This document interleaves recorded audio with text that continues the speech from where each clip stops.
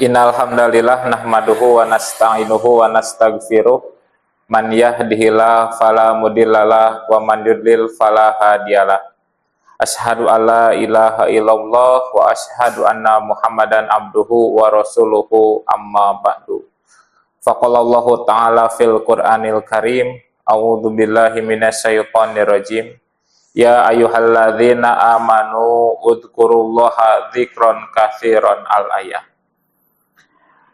Pada bulan Ramadan ini tentunya ada beberapa hal yang perlu kita dijadikan sebagai sarana ibadah. Salah satunya yaitu melalui zikir. Tidak sedikit yang mendefinisikan bahwa zikir adalah kita harus memperbanyak berbagai macam bacaan atau berbagai macam doa.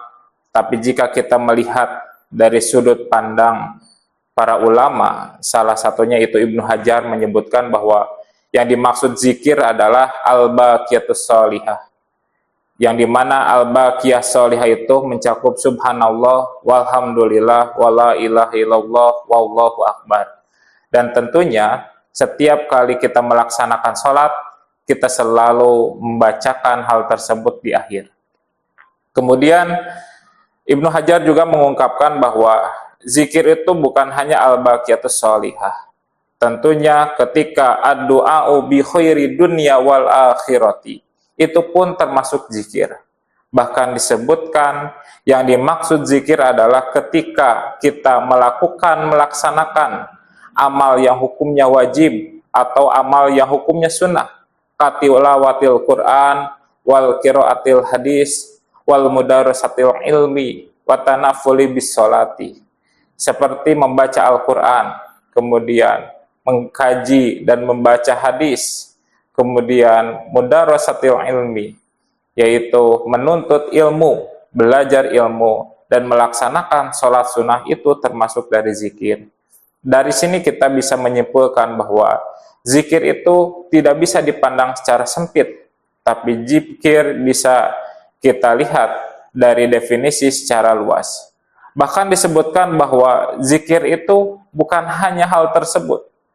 Mata kita, tangan kita, kemudian seluruh organ tubuh yang kita hari ini miliki, itu memiliki atau bisa berzikir.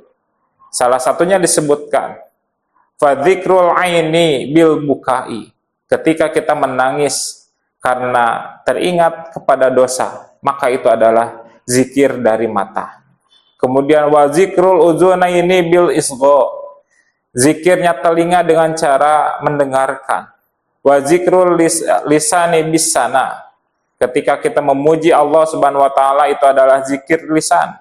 Wa zikril yadaini bil atai, ketika kita memberikan sebagian harta yang kita miliki, itu adalah zikir tangan.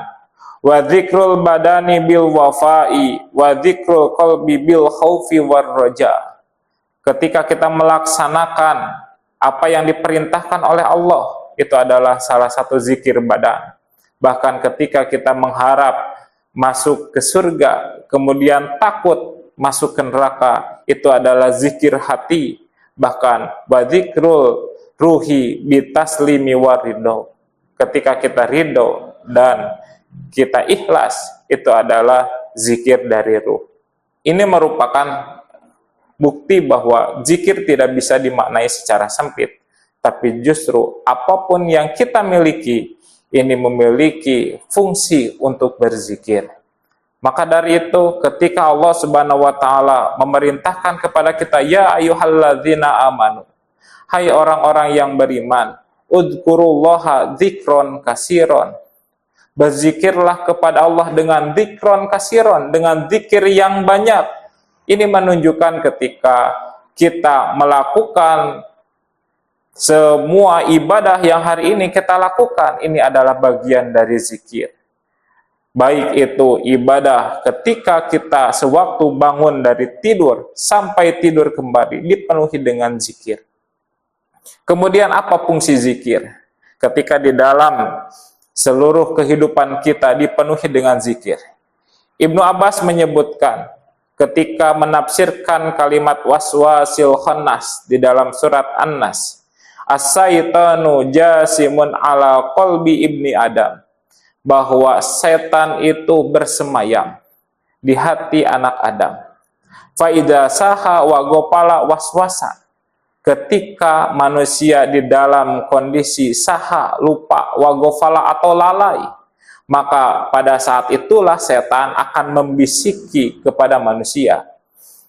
Wa idza dzakarallaha khonasa, tapi jika kita berzikir kepada Allah, maka setan itu akan hilang di dalam hati kita. Ini menunjukkan zikir itu memiliki fungsi untuk menyingkirkan setan di dalam hati kita. Tentunya ketika hati kita tidak ada setan yang bersemayam, apapun yang kita lakukan akan jauh dari apa yang diinginkan oleh setan. Kemudian yang terakhir, Allah Subhanahu wa taala mengungkapkan alladzina amanu wa tatmainnu qulubuhum bizikrillah, bahwa Allah menyebutkan orang-orang yang beriman, mereka akan tenang hatinya, akan tentram hatinya ketika mereka berzikir kepada Allah. Ala bidzikrillahi tatmainnu qulub, bahwa hanya dengan zikirlah hatinya akan menjadi tenang. Maka zikir itu bukan sekedar kita mengucapkan, bukan sekedar sebagai salah satu sarana, tapi zikir itu untuk menenangkan hati kita, untuk menenangkan jiwa kita. Maka kita bisa buktikan setelah kita selesai melaksanakan ibadah, baik ibadah yang wajib maupun ibadah yang sunnah, kita akan mendapatkan ketenangan, kita akan mendapatkan ketentraman. Ketika hati kita tenang, ketika hati kita tentram, tentunya seluruh amal yang kita lakukan pun, atau seluruh kehidupan yang kita lakukan pun akan ada di dalam koridor yang diridhoi oleh Allah Subhanahu wa taala. Itu saja yang dapat saya sampaikan. Aqulu qouli hadza wastaghfirullah li wa lakum. Wassalamualaikum warahmatullahi wabarakatuh.